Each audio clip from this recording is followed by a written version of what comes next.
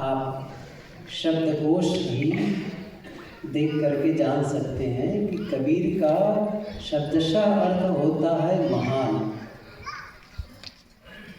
और जैसा उनका नाम वैसा उनका जीवन में काम भी हुआ। वो बहुत विशाल हृदय वाले थे, सबको समेट लेने वाले थे। किसी मत पंथ संप्रदाय या किसी समूह और संगठन में वे बंधे हुए नहीं थे। उनका एक छोटी सी पंक्ति है कि मैं रो यह जगत को मोको रोए न कोय। मैं रो यह जगत को। हम में से अधिकतम रोने का मतलब करना, ये यहाँ का भाव है। उनके भले के लिए चिंता करना, यह संदेश है। साहब कहते हैं कि कोई किसी मत के लिए मैं नहीं रोता हूँ, किसी जाति के लिए मैं के हित की बात नहीं कहता हूँ, किसी वर्ग के हित की बात नहीं कहता हूँ। और इतना ही नहीं है, किसी समाज, और इतना ही नहीं, किसी राष्ट्र के लिए भी। देखिए, हम भारतवासी हैं, भारतवासी होने का हमें गौरव है।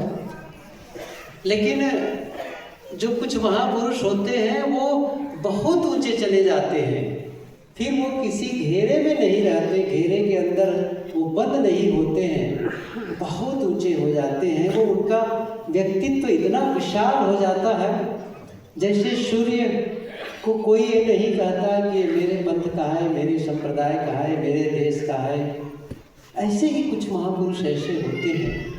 हम भले कह लेते हैं, चाहे वो भगवान राम और कृष्ण हो, कुछ लोग मान लें कि हमारे महापुरुष हैं, कृष्ण को अपने महापुरुष हैं।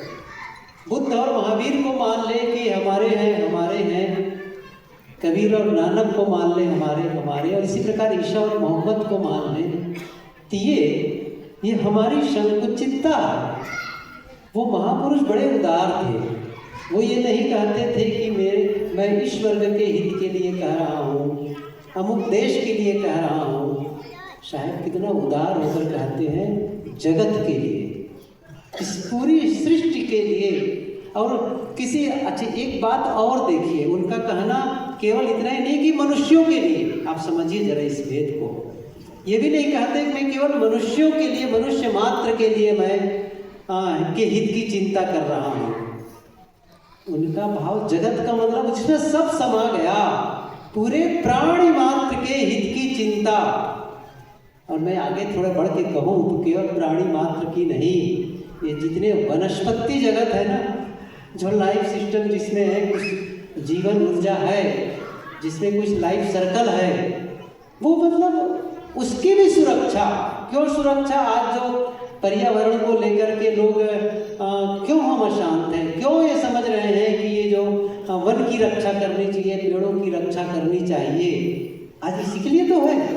ये जगत के तो अंतर्गत है। किसी भी व्यवस्था को सही बनाए रखना।